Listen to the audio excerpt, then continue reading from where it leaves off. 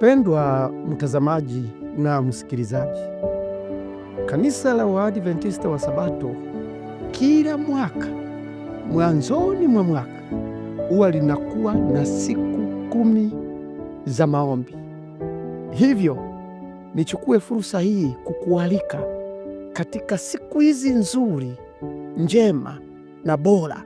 Na katika mwaka wa 2026 tutakuwa na somo lenye kichwa kinachosema kufunguliwa. Unaweza ukashangaa, kufunguliwa tena? Kwani nimefungwa?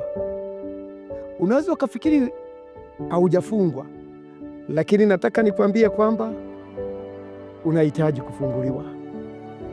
Hapo ulipo, vipo vitu vingi sana ambavyo katika siku hizi 10 ukijifunza utagundua kwamba wewe ni mfungwa unayehitaji kufunguliwa.